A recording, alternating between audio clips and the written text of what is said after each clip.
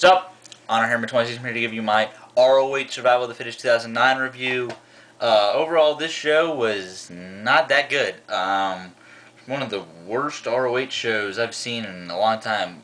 I mean, with all the great shows that they've had pretty much since Contention forward has been like 7.5s and up. Like the St. Louis show, last review I did, I gave it 7.25, something like that. This was worse than that. Never seen Validation.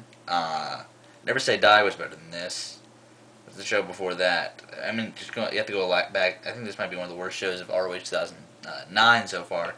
But it is Survival of the Fittest, so it is going to be a little bit of a worse show just because they have to take room for Survival of the Fittest, and they want the actual Survival of the Fittest match to be good, so they would have to get rid of some of the worst people on the roster in the opening round matches.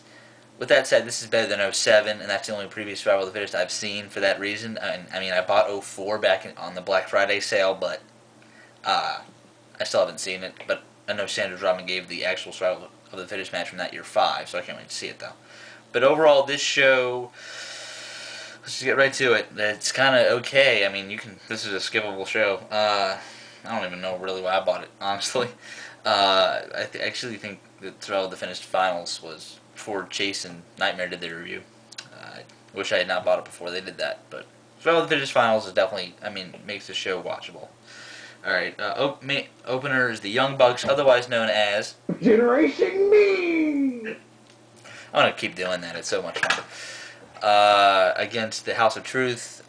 This match was, actually, it was just alright.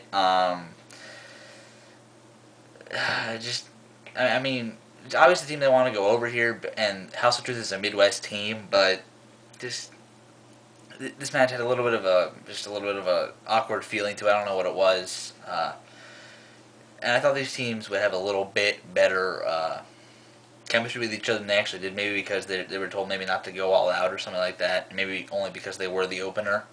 But I thought these teams would have a little bit better chemistry than they actually did. But it was an alright match for what it was. Chris Naples is improving, and Generation Me, Young Bucks, whatever the hell when I call them, I'm going to call them the Young Bucks. That's way better. The Young Bucks are awesome. So I think I'm putting on a good tag team after anybody I thought, but I guess not. 2 1/4 here, nothing special. Then we had the first of the 5 qualifying matches for Survival of the Fittest, and I think the worst. Kevin Steen versus Colt Cabana. This as a comedy match was just like okay, but as a regular match by itself was horrid.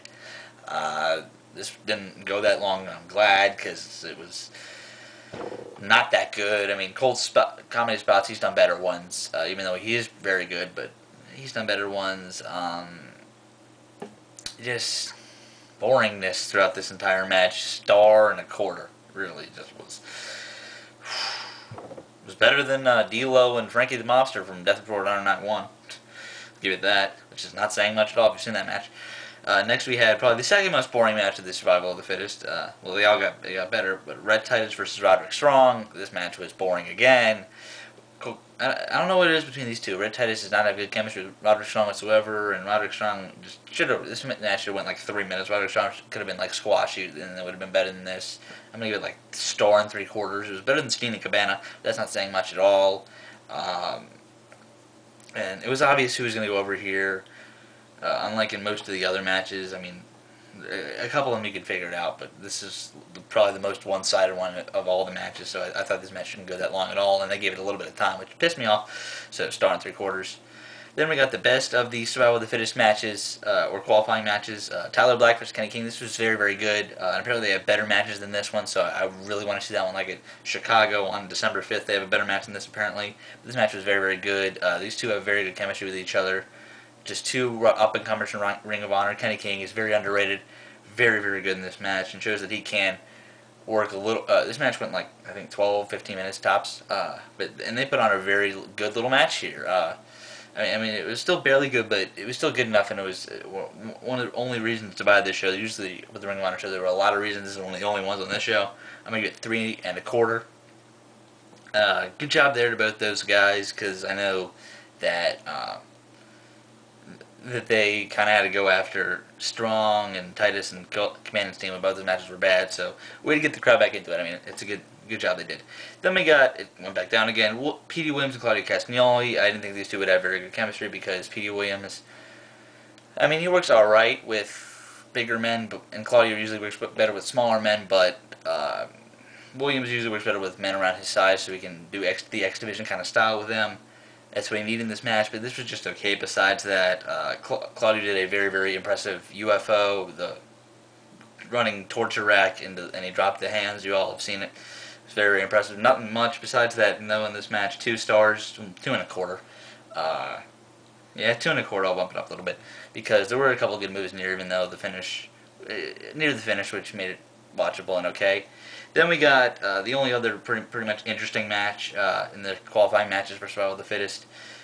Chris Hero versus Kenny Omega, and the finish ruined this match a little bit. I mean, I don't know what Q got messed up or something, but I think after the move where it was supposed to be Hero who was supposed to win, but I think Omega tried to kick out. It just looked very bad on the DVD, but it was still an alright match. 2.5, second best qualifying match of 2.5, which is, you don't need to watch pretty much any of these qualifying matches. It's outside of Black and King, because that one match is actually very easy to sit through. But Hero and Omega, I thought they had better chemistry than this. I mean, they put on better matches than this on HDNet.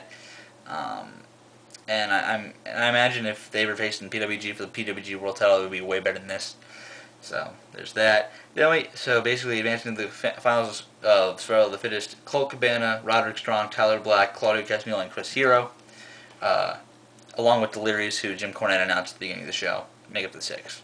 Then we got a special tag team challenge: J. Mark Briscoe, the Briscoe brothers, versus Davey Richards and Austin Aries. This match kind of was Richards and Aries trying to top themselves on the Briscoe brothers, which I enjoyed. I mean, both of them are very, very good heels, so they both played this off very, very well. I enjoyed it a lot, but the ending, I mean, the ending is very, very understandable. Sets up their match in Novi, Michigan very, very well, and apparently that match is amazing, so they did a good job setting it up here to get people interested. But as a tag team match, I mean, there was a lot of good storyline in this match because you had like a member of the No Remorse Corps and the Resilience against each other. You had the tag team champion and the world champion teaming up. You had just a lot of things coming out. You had like the most decorated tag team against 2 guys who never teamed together and really can't see each other and not focused on teaming together, but just one-upping each other in front of each other and stuff. So it was a very, very cool dynamic here in the tag team match. So I'm going to give it 3.25. Not really. Well, 3.25, 3.5. I'm going to give it 3.25 because it really didn't. It really didn't take over as a match standpoint with the stuff with Richards and Aries. So there's that. Then we got these finals of Survival of the Fittest in the main event: Delirious versus Colt Cabana, Roderick Strong, Tyler Black, Claudio, Castagnoli, and Chris Hero. There wasn't an elimination in this match for like the first 15 minutes, 20 minutes, something like that. And it was that part of the match was okay. It started to get good. Castagnoli and Cabana were eliminated right after one after the other, which left Delirious, Hero, Strong, and Black. And the 4 of them put on a pretty darn good segment together. The 4 of them, a lot of good moves. Then Delirious got eliminated. Then Strong, Hero, and Black put on an alright segment together. I mean, that whole segment was basically setting up the final segment of Strong and Black, which was awesome. Just for the last, I guess, 7 or 8 or 10 minutes, those 2 went at it perfectly, kind of like a la Shawn Michaels Undertaker from the end of the 2007 Royal Rumble match. But just these 2 went out there and just busted their butt, and you can tell that the fans didn't want to see it end actually where it did. But as a match itself, this match was great. 4.25, definitely worth.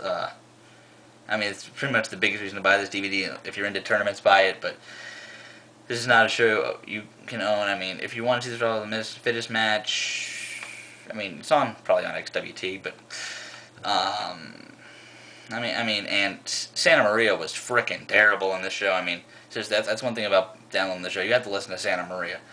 God, he pisses me off. But anyways, the show, I'm gonna give this a 6.25. Just not that good. But I mean, it's Survival of the Fittest. I mean, none of these have been great that I've seen so far. It was better than 2007, though, which is an improvement. Alright, I'll see you guys later.